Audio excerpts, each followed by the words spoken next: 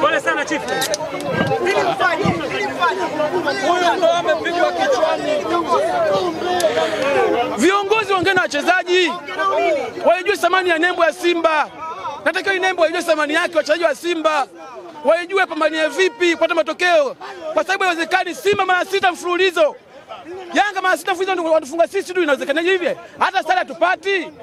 Angalia Simba kipindi cha kwanza, angalia Simba kipindi cha pili. Hawachezi mpira mpaka wafungwe goli. Inakuwaje? Shida nini hapa viongozi?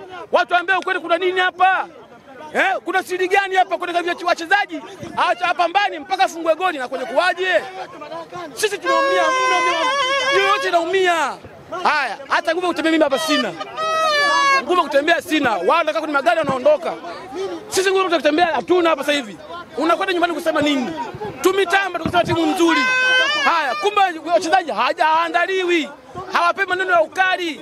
Wachezaji wakarikiwi, wanaachwa tu. Mechi ya Yanga. Hapa kuna nini hapa? Sisi tunateseka mno. Wewe mara 6 mfululizo unafungwaje? Na mtu mmoja mara 6 mfululizo unafungwaje? Yaani inawezekani mechi za kimataifa viongozi wanakutana. Mechi kama hizo hakutani kwa sababu gani? Mbona tunateseka sana kama hivi na kuaje? Au tukimbizana? Sisi hatuelewi. Wanatuchanganya sisi. Wanatutetea mauzauza. Wanatutetea mauzauza. Mechi kama Yanga mara 6 mtandao kwenda kufunga mara 6 mfululizo. Mara 6 hata sare upati. Inakuaje hapo? Wewe kama andishi inakuaje? Mara 6 mfululizo inakuaje?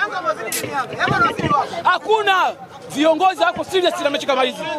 Viongozi wako serious. Haiwezekani.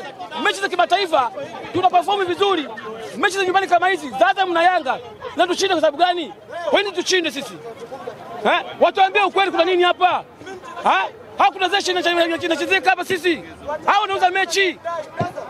Watu ambao ukweli. Kama kuna mtu anaambia uzeni mechi, watu ambao kama sisi tunauza mechi, tusije uwanjani.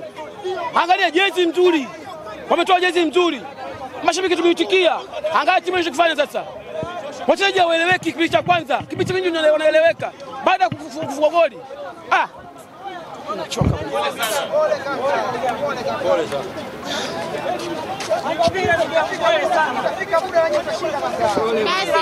Kwa staili hatuwezi kushinda. Kwa viongozi hatuwezi kushinda hata siku moja. Hawako serious, naona kabisa hawako serious na mechi za Yanga. Hawako serious. Huyu ni mtani. Anapokufunga ni historia. Si jambo la kawaida, si jambo la kufurahia.